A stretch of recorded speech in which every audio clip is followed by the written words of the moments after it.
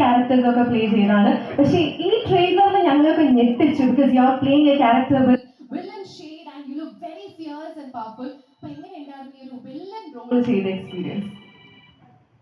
எல்லாருக்கும் வணக்கம். காலேஜ் படிக்கிறேனாலும் சொல்லியிருக்கலாம், சந்தோஷம். ஸ்கூல் படித்து குட்டி குழந்தைன்னு சொல்லிட்டீங்க, பரவாயில்ல, நோ ப்ராப்ளம். நிறைய ஃபெயில் ஆகிட்டு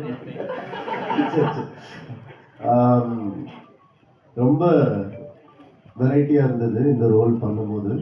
ஏன்னா இது வரைக்கும் அந்த ஒரு ஆக்டருக்கு கண்ணில் தெரியும்னு சொல்லுவாங்க, அந்த உண்மை அந்த கேரக்டர் கண்ணில் தெரியும்னு சொல்லுவாங்க, அந்த எமோஷன்ஸ் கண்ணில் தெரியும்னு சொல்லுவாங்க. இது வரைக்கும் நியாயத்துக்காகவும் தர்மத்துக்காகவும் போராடி ஹீரோஸை அந்த ஒரு ரைச்சியஸ் ஐஸில் கேமராவை பார்க்கணுன்னு எப்போவுமே தோணும். பட் இந்த வாட்டி என்னென்னா அந்த ரைச்சியஸ்னஸ் வந்துட்டு ரிவர்சல் ரோலில் எனக்கு தோணுச்சு. இன் சென்ஸ் நான் நினைக்கிறது கரெக்ட், ஒரு சின்ன அகம்பாவம் இருக்கும் அந்த கிரே ஷேடில். அந்த ஒரு அகம்பாவம் எனக்கு அது புதுசாக இருந்துச்சு. அது இந்த மாதிரி கிரே ஸ்கேல் இருக்கிற ஒரு கேரக்டர் பண்ணால் தான் அது வரும். ஸோ அது பார்க்கும்போது, நான் பண்ணும்போது, மானிட்டரில் பார்க்கும்போது, டைரக்டர் ஓகே சொல்லும் போது ஒரு வித்தியாசம் தெரிஞ்சுது எனக்கு கண்டிப்பாக.